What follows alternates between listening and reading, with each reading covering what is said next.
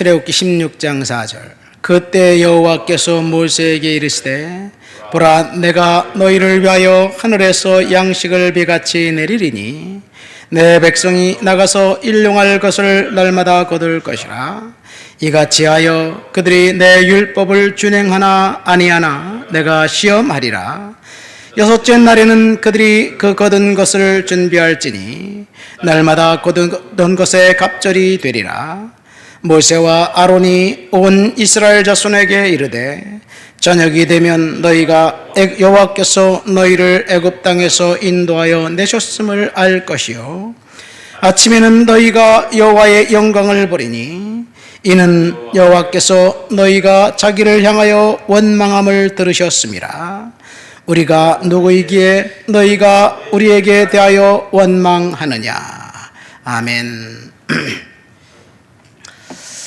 만나와 메추라기를 먹었던 그 사건의 일부분만 우리가 읽었습니다. 이 사건이 있기 직전에는 이스라엘 백성들이 홍해를 건넙니다. 홍해를 건너기 바로 직전에는 위기 상황이었죠. 애굽의 군병과 병마들이 이제 추격해 오고 앞에는 홍해가 가로놓여 있었을 때 두려웠을 것입니다. 그러나 그들을 하나님이 구름기둥과 불기둥으로 막으시고 밤새도록 동풍을 불어서 홍해를 마르게 하셨고 그 바다 가운데를 건너가게 하셨습니다. 홍해물을 건너고 그리고 애굽 군인들은 다 홍해 바다에 수장되었습니다. 이제 이스라엘 백성들 눈에 보이는 적은 아무도 없습니다. 출애굽기 15장에 미리암이 그 홍해물을 건너게 하신 그 하나님을 찬양하면서 노래를 해요. 미리암의 시편 찬양입니다. 하나님의 기적과 은혜를 경험했으면 그들에게 감사만 있어야 할 터인데 사실은 감사보다는 끊임없이 불평하고 불만족했습니다. 출애굽기 16장에 가면 1절에 출애굽한 지 2달 15일 되었을 때 이스라엘 백성들이 이제 그 고기를 달라고 아우성하면서 불평하고 하나님 앞에 원망합니다.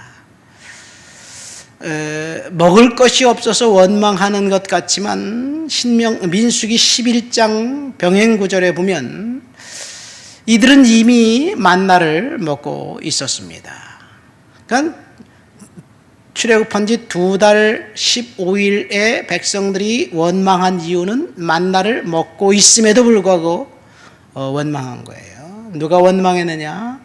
섞여 사는 다른 인종들, 수많은 잡족들이 함께 이제 애굽을 탈출했을 때 같이 나왔습니다. 수많은 잡족들이 원망하면서 우리를 고기를 먹게 하라.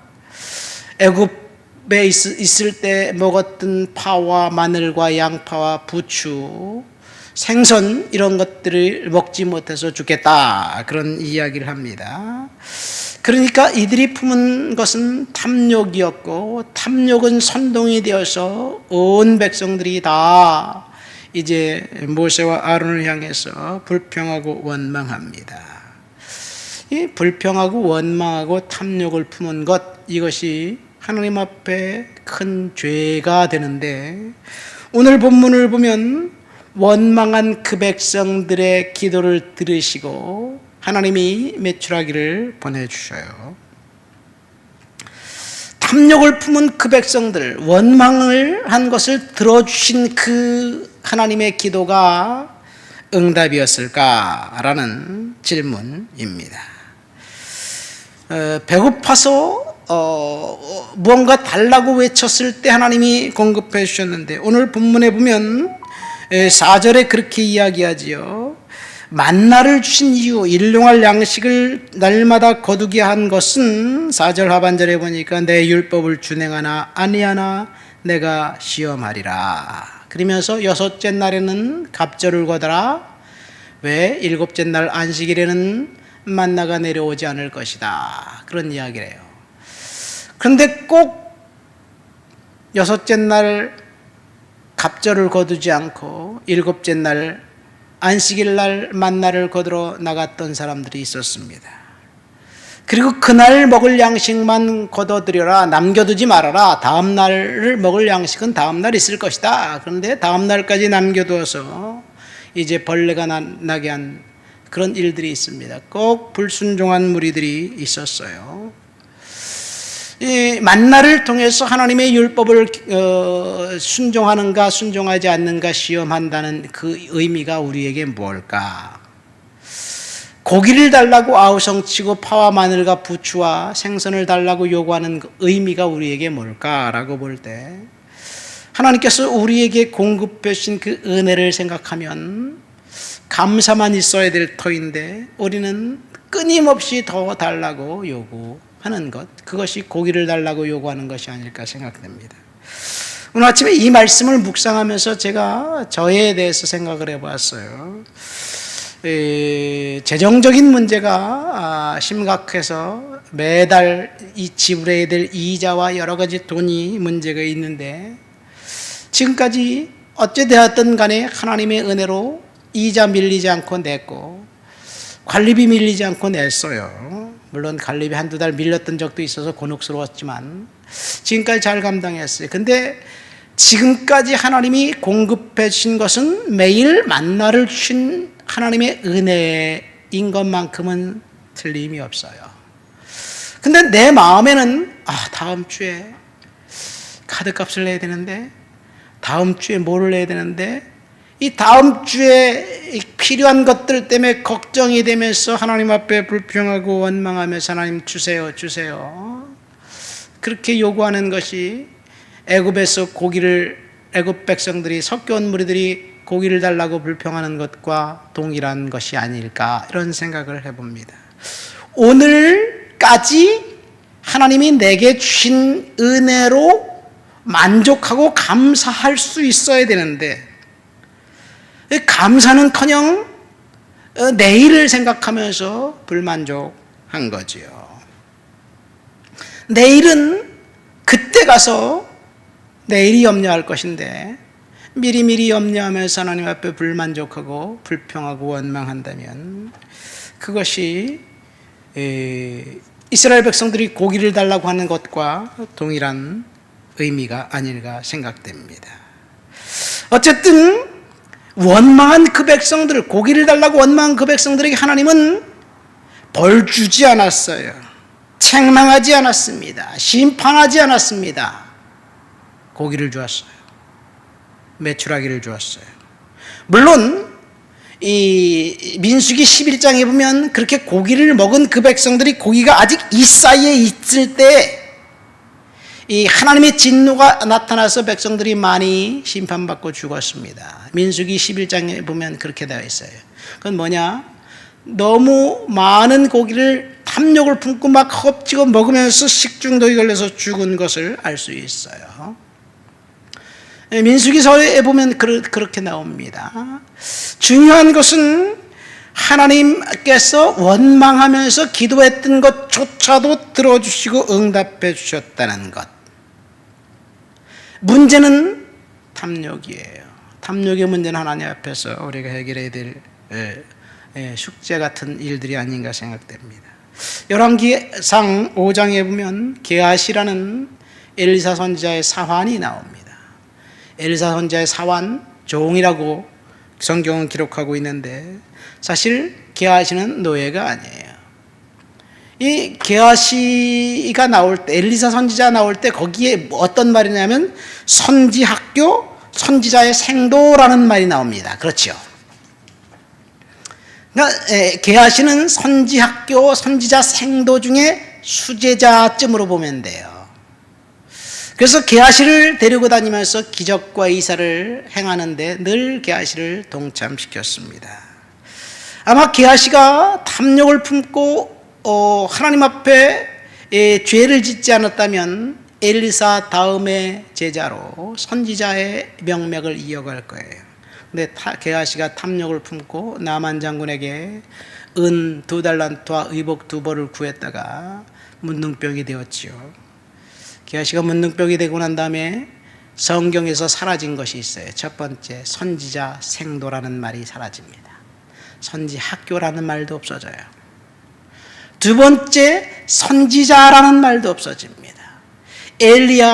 엘리사를 계승한 선지자, 엘리사를 계승한 선지자가 없어요. 그렇지 않고 탐욕을 품지 않았다면 게하시가 엘리야, 엘리사, 게하시 선지자가 계속해서 명맥을 유지하고 선지학교는 계속 있었을 것이 아닌가 생각됩니다. 이 불평과 불만과 탐욕의 문제는 사실은 하나님 앞에 큰 죄입니다. 우리는 그렇게 생각해요. 우상숭배 너무나 크다는 죄이기 때문에 우상숭배하지 하면 절대로 안 되고 우상숭배하면 저주받는다는 것 알고 있습니다. 남모르게 성적인 죄에 연루된 사람이 있다면, 성도들이라면 그 문제를 가지고 하나님 앞에 나가서 기도하면서 울며 불며 회개하고 참회하고 하나님 용서해 주세요. 다시는 안 그러겠습니다.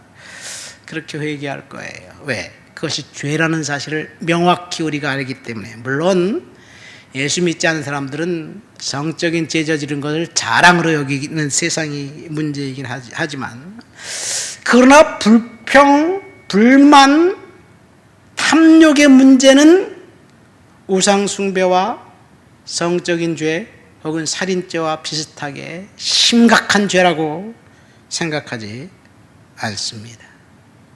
왜 그럴까요? 그것은 일상이라고 생각하기 때문에 그래요. 성적으로 순결하면 유혹의 시험을 통과할 수 있습니다.